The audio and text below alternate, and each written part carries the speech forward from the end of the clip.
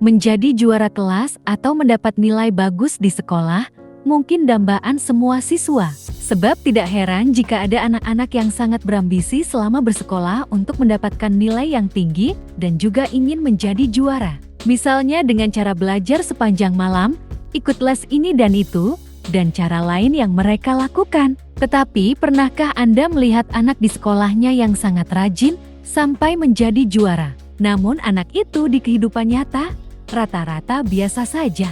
Bahkan kalah dari teman sekolahnya yang biasa-biasa saja saat di sekolah. Menurut saya, prestasi akademik memiliki sisi gelap yang tidak disadari oleh banyak orang. Terutama bagi orang tua yang biasanya ingin memaksa anaknya mendapat nilai yang bagus. Karena ada sebuah fenomena di mana anak pintar di sekolah justru kalah bersaing dengan temannya yang tidak mempunyai prestasi di sekolah. Oleh karena itu, saya ingin membahas secara rasional di video ini, kenapa ada siswa yang pintar di sekolah, namun gagal di kehidupan nyata, dan kenapa ada siswa di sekolah yang biasa-biasa saja, namun sukses di kehidupan nyata.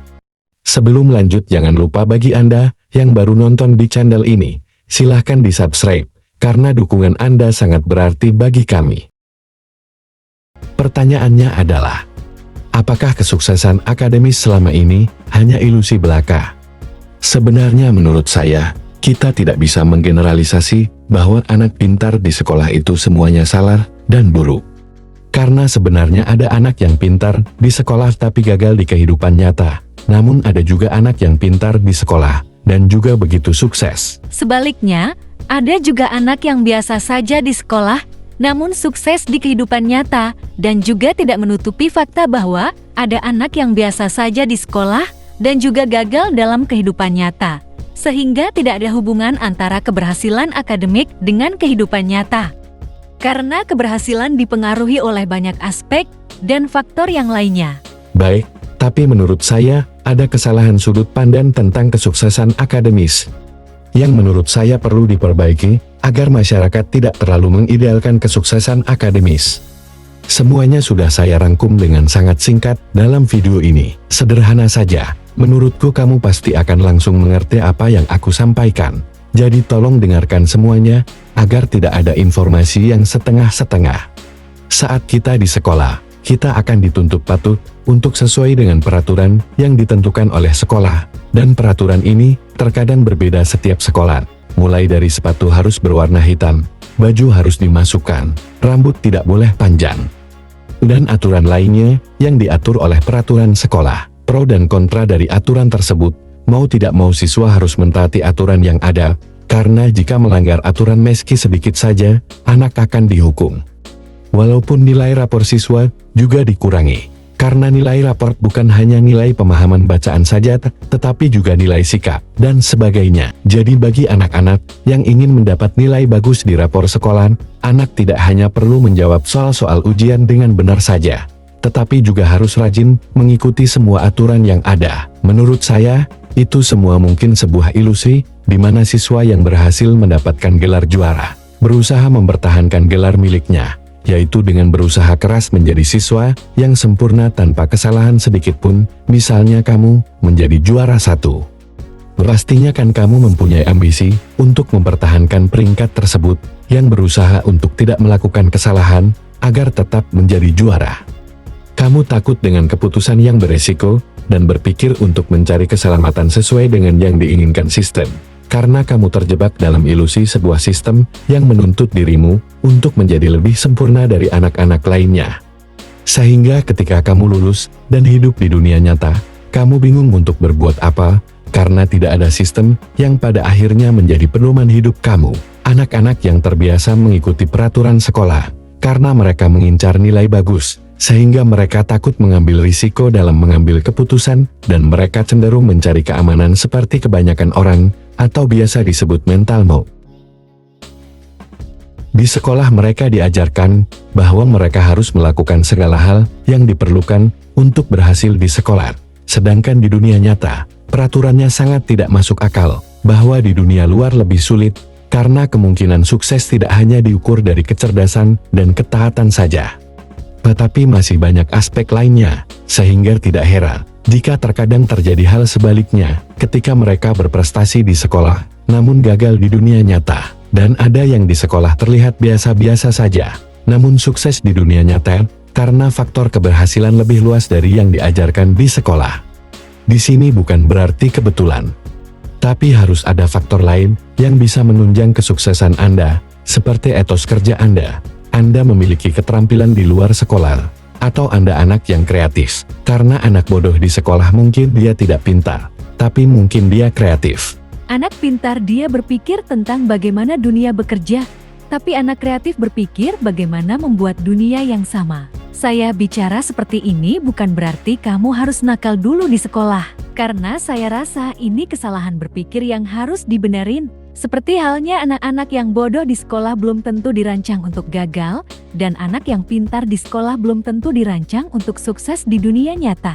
Karena di dunia luar yang menjadikan seseorang sukses, bukan hanya kecerdasan dan ketaatan saja, melainkan mencakup faktor-faktor lain yang mungkin tidak diajarkan di sekolah. Menurut penelitian di Harvard University yang ditulis oleh Alec Boyce, PhD, ada 5 alasan mengapa anak pintar di sekolah bisa gagal di kehidupan nyata. Pertama, orang pintar di sekolah terkadang mengabaikan keterampilan yang sebenarnya lebih penting daripada IQ. Seperti apakah Anda memiliki teman yang pintar, tetapi ketika dia bersosialisasi, skill sosialnya kurang. Sedangkan keterampilan demikian juga tidak kalah penting dengan kecerdasan akademik. Kedua, soal kerjasama. Orang cerdas di sekolah sudah terbiasa mengerjakan tugas dengan lebih mudah, walaupun sendirian, sehingga ketika memasuki dunia kerja atau dunia nyata, mereka merasa bisa mengerjakannya sendiri dan tanpa tim, karena dia selalu individualis. Dan pada akhirnya dia tidak mengerti bagaimana mendelegasikan pekerjaan kepada orang lain.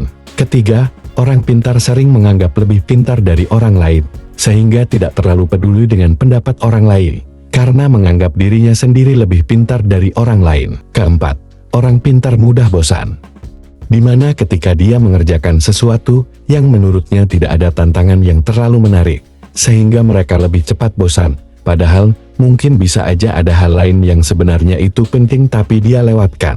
Dan yang terakhir, orang pintar itu overthinking. Sebenarnya mikir itu tak salah ya, tapi menyelesaikan suatu masalah ada yang lebih penting dari overthinking, yaitu melakukan tindakan. Karena tidak ada artinya jika terlalu banyak berpikir, tetapi tidak melakukan tindakan apa-apa.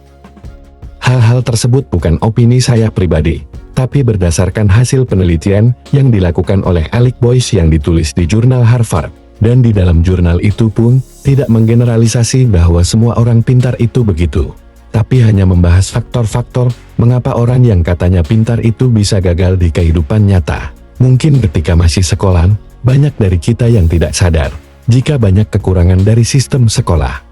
Karena sistem sekolah itu membuat diri kita untuk berpikir bahwa semuanya akan baik-baik saja. Namun seandainya kita perhatikan lagi sistem pendidikan kita, memang fokusnya masih banyak pada hafalan, bukan pemikir yang kritis. Maksudnya begini sobat, kamu pernah kan lihat soal-soal yang kita disuruh menghafal kata-kata? Yang ada soal seperti itu mengajarkan kita untuk menghafal daripada berpikir kritis. Mengapa ini bisa bermasalah?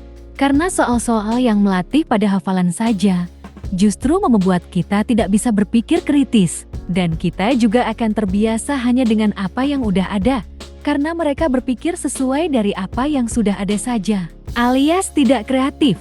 Dan saya heran, jika ada guru yang marah sama siswa yang nyontek dari Google, sedangkan semua soal ada di Google. Karena kalau memang guru tidak ingin murid-muridnya menjawab dengan jawaban yang sama persis seperti di Google atau di internet, maka seharusnya soal yang dikasih pun diusahakan tidak ada di internet atau Google. Yang menjadi problem adalah, pendidikan kita saat ini masih sering memberikan soal yang jawabannya harus dihafalkan, bukan pada pemahaman maknanya. Makanya tidak heran jika banyak soal-soal yang kita hafalkan di sekolah, itu tidak ada kaitannya dengan kehidupan nyata. Saya rasa mungkin terlalu kasar jika bilang sekolah itu scam atau tidak penting, karena tidak dipungkiri, bagaimanapun juga, kita mengerti hal-hal umum juga dari sekolah. Bahkan kamu bisa ngerti omongan saya saja, karena belajar dari sekolah. Tapi jika kita ingin mengaitkan hubungan antar kecerdasan akademis dengan keberhasilan di dunia nyata, saya rasa masih perlu ada aspek lain yang lebih berkaitan daripada kecerdasan akademis saja. Sebenarnya kita tidak bisa menyamaratakan atau memukul rata jika semua anak yang pinter itu bakalan gagal, dan yang anak yang bodoh itu bakalan berhasil. Karena faktor keberhasilan seseorang itu cukup beragam. Bahkan menurut penelitian pun, IQ orang di suatu negara itu berkaitan dengan GDP negara tersebut.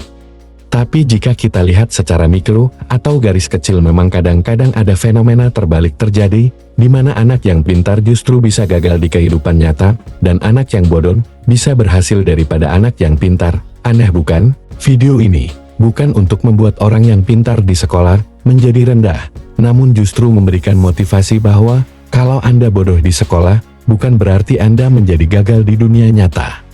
Karena balik lagi, faktor kesuksesan seseorang itu lebih kompleks lagi daripada yang diajarkan di sekolah. Dan yang dikatakan bodoh di sini bukan berarti kamu cuman asal-asalan terus berharap bisa lebih sukses daripada yang pintar. Tapi harus ada aspek lain yang membuat Anda unggul. Seperti Anda harus kreatif, social skill yang harus dilatih, dan lain sebagainya. Sekian dulu pembahasan kita kali ini. Jangan lupa untuk di-like, komen, dan subscribe. Semoga bermanfaat. Terima kasih, sampai jumpa di video berikutnya, dan salam hangat dari Sobat Baikmu. Wassalam.